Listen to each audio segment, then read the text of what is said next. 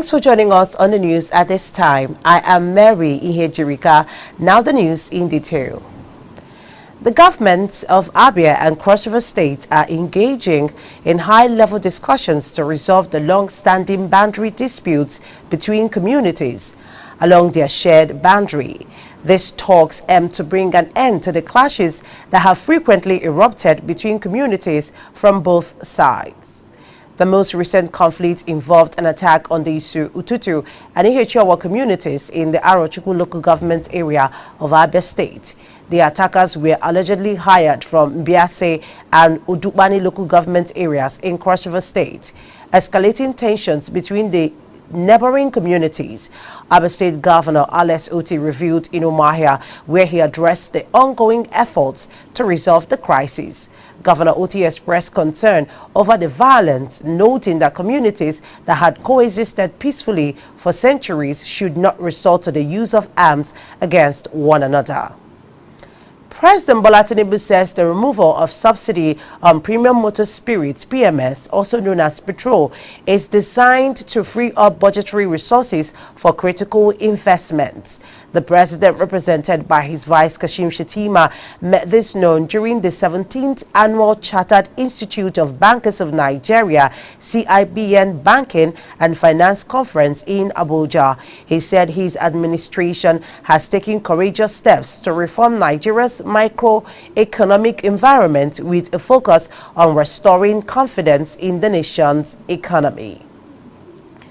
Despite the arrest and detention of journalists and activists, federal government says the incumbent Bola Tinubu administration does not abuse human rights.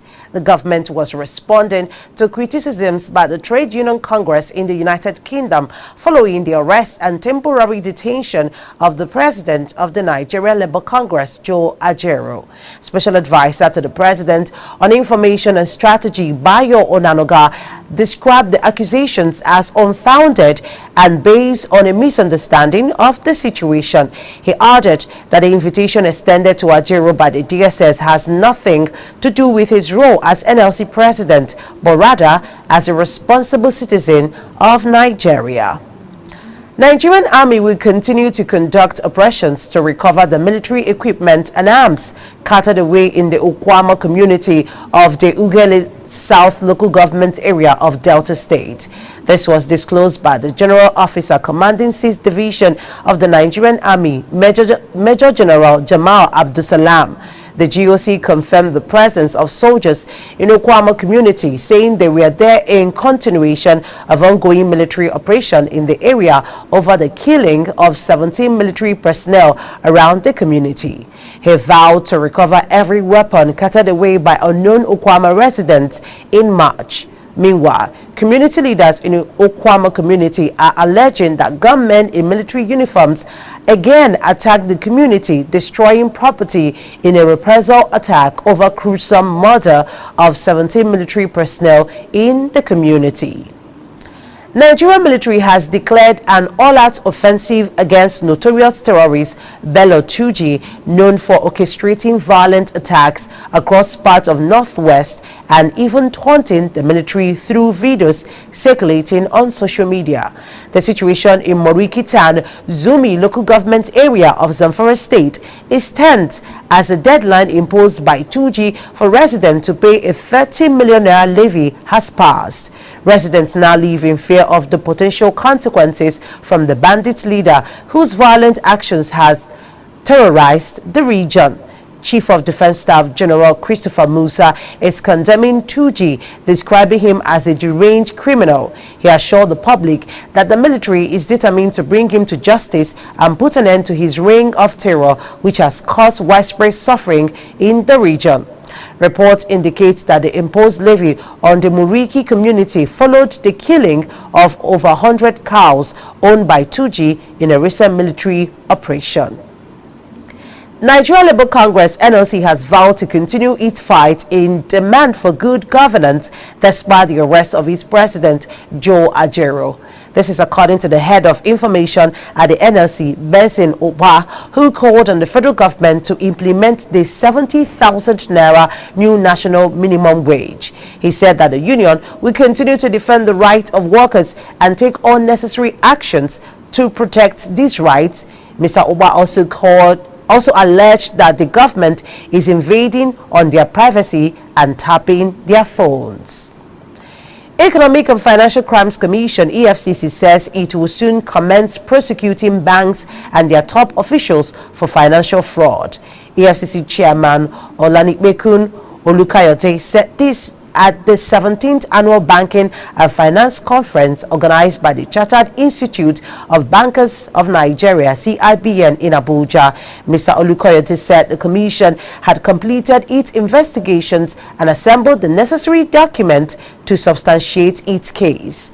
The EFCC chair said some major and mind-boggling financial frauds were committed through the banking industry. Chairman of the Independent National Electoral Commission (INEC), Professor Yakubu Mahmood, has expressed satisfaction with the mock accreditation process conducted in Benin, Edo State, confirming the Commission's readiness to conduct a free, fair and credible governorship election.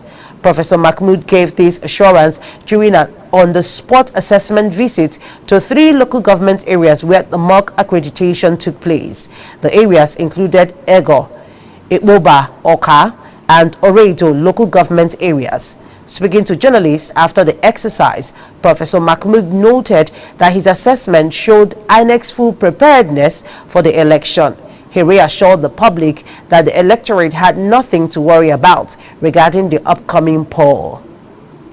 There were intense protests in Benin City, the capital of Edo State, as thousands of supporters of Governor Godwin Obaseki, alongside the 18 local government chairmen under the Association of Local Government of Nigeria, ALGON, took to the streets. The protesters marched along major roads, eventually gathering at the State Command Headquarters of the Nigerian Police. The demonstration was sparked by the arrest of Honorable Collins Igbogun, the chairman of Esan West local government area, who was accused of orchestrating violence in his region, which resulted in injuries during a campaign event held by the All Progressives Congress (APC). Governor Obaseki and his supporters expressed their dissatisfaction with the arrest, viewing it as politically motivated. Shortly before this, another set of protesters under the name Benin Nation took over the city center, popularly called Ring Road, saying that Governor Obaseki had disrespected the Benin monarch and the monarchy and should tender an apology to Oba Iwuare II. Labour Party's presidential candidate in the last general election, Mr. Peter Obi, and the governor of Abia State, Mr. Alex Oti, have formally notified the Independent National Electoral Commission (INEC) of the establishment of a 29-member caretaker committee. The committee has been tasked with organizing the party's congresses and national convention within a maximum period of 180 days. In a letter dated September 6, 2024, signed by both Obi and Oti, the two letters also highlighted the ongoing leadership crisis within the party. They informed INEC of the expanded stakeholders meeting held on September 4, 2024 in Umuahia, where the caretaker committee was formed. The letter further explained that the party's leadership crisis led to the INEC's de-recognition of the Abure-led National Working Committee (NWC) in June 2024. Major roads, houses and shops in Maiduguri metropolis, the Borno state capital, have been submerged by flood waters. The Shehu's Palace, the University of Maiduguri Teaching Hospital, and Sanda Kiarimi Park Zoo were some of the public infrastructure submerged by flood.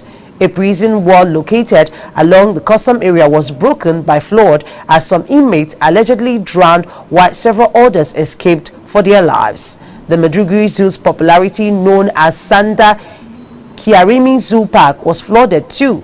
The general manager of the zoo, Ali Abacha, said 80% of the animals in the zoo have been killed by the flood, while others have escaped into the city capital.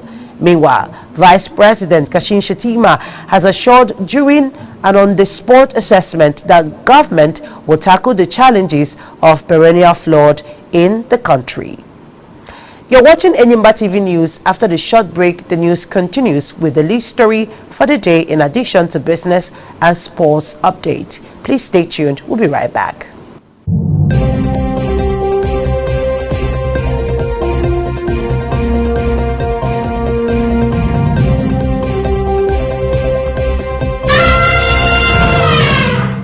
Welcome back and thanks for staying tuned. Now the lead story. 5 months after the tragic death of Air Force Cadet Officer Emmanuel Chidebere Onyomireneche at a swimming pool in Damgrade Hotel, Umuahia, his family continues to call for justice, believing he was murdered. During a press conference, the father of the deceased, Ephraim Onyomireneche, revealed that an autopsy indicated his son was struck at the back of the head with a heavy metal, causing a skull fracture that led to fatal bleeding in the brain. Mr. Ephraim further expressed his frustration, stating that despite numerous efforts by the family and the community to seek justice, no meaningful action has been taken.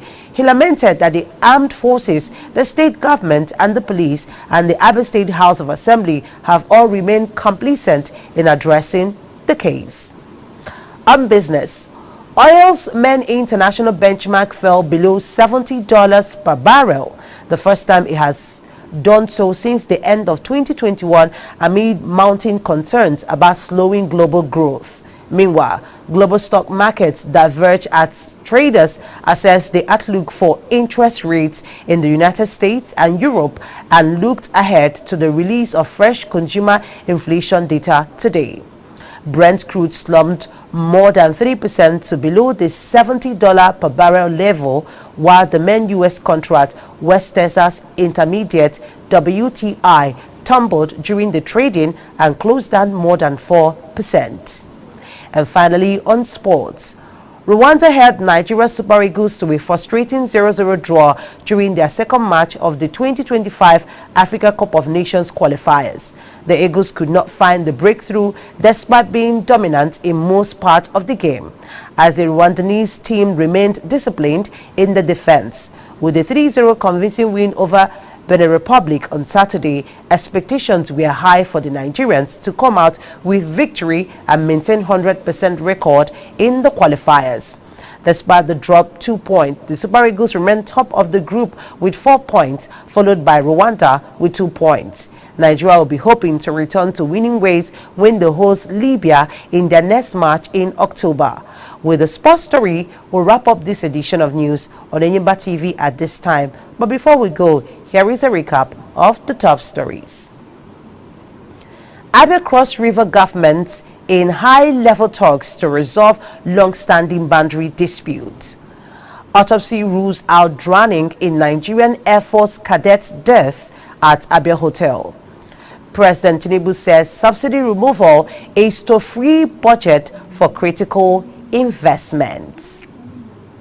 That is our package of news for now. Please join us for more updates in our subsequent bulletins. Meanwhile, don't forget to subscribe to this channel on YouTube.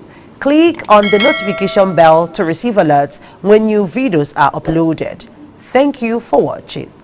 On behalf of the production team, I am Mary Ihejirika saying do have yourself a wonderful day.